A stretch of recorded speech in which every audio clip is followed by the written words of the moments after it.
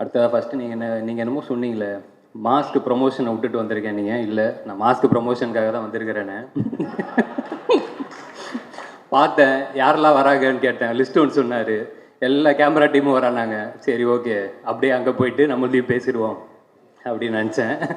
அதனால் ஆனால் அதை தாண்டி எப்பயுமே ஒரு நாள் வந்து அது ஒரு ஈவினிங்கு நைட்டு முடியும் போது இந்த நாள் நல்லா முடிஞ்சிருச்சுன்னா சந்தோஷம் அப்படின்ற மாதிரி தான் தோணும். ஆனால் இன்றைக்கி நாள் வந்து காலையிலே ஓவர். இப்படி ஒரு ஃபங்க்ஷன் என் வாழ்க்கையிலையும் பார்த்ததில்ல. காலையில் ஒரு 9 மணி 8 மணிக்கெல்லாம் வந்து யாருமே இவ்வளோ சிரிச்சிருப்பாங்களான்னு எனக்கு தெரியல. எனக்கு அவ்வளோ சந்தோஷமாக இருந்துச்சு ஃபர்ஸ்ட் ஆஃப் ஆல். ஸோ இந்த டே அமைச்சு கொடுத்ததுக்கு ரொம்ப ரொம்ப நன்றி. நிறையா முக்கியமான இன்சிடென்ட்ஸ்லாம் எல்லாருமே சொல்லிட்டாங்க. எனக்கு கொஞ்சம் கம்மியாக தான் இருக்குது, இருந்தாலும் அதையும் சொல்லிடலான்னு பார்க்குறேன். ஒன்று இந்த பிக் பாஸ்னு ஒரு ஷோ ஒன்று போயிருந்தேன். அந்த டைமில் வந்து உள்ள நான் சாண்டியனெல்லாம் இஷ்டத்துக்கு நாங்கள் பாட்டு வாயில் வரதெல்லாம் எழுதி பாடி அதை எங்களை நாங்கள் சந்தோஷமாக வச்சுக்கிறது ஏதோ ஒரு குருமா ஒன்று பண்ணிகிட்டு இருந்தோம்.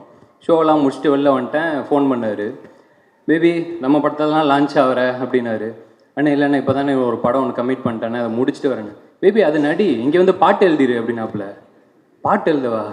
நான் எங்கே நீங்கள் பாட்டு அதான் உள்ளே எழுதிட்டு இருந்தேன். பேபி அண்ணா என்னண்ணே இவ்வளோ வெகுலியாக இருக்கிறீங்க, இப்படிலாம் இருந்தீங்கன்னா உங்களை சினிமாவில் ஏமாற்றிடுவாங்களே, நான் எழுதின பாட்டை நம்பி எனக்கு வந்து கூப்பிட்றீங்கன்னா. அப்படிலாம் இல்லாமல் அன்னைக்கு நல்ல வேளை அந்த காலை கட் பண்ணதால் அதுக்கப்புறம் கரெக்டான ஆளுங்களோட சேர்ந்து இப்போ ஒரு நல்ல நிலைமைக்கு வந்திருக்கீங்கன்னு நினைக்கிறேன்.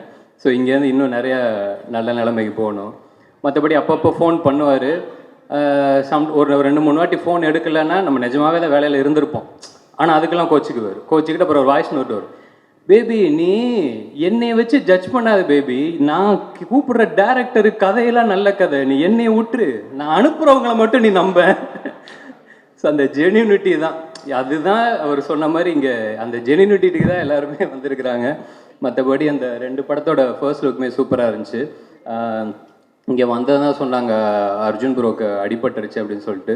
அவர் சீக்கிரமாக சரியாயிட்டு வரணும்னு வேண்டிக்கிறேன். அண்ட் சாண்டியன் அண்ணனுக்கு வாழ்த்துக்கள், பரத் ப்ரோ, மற்ற எல்லாருக்குமே வேலை பார்க்குற எல்லாருக்குமே வாழ்த்துக்கள். கூப்பிட்டதுக்கு ரொம்ப நன்றிண்ணே. தேங்க்யூ.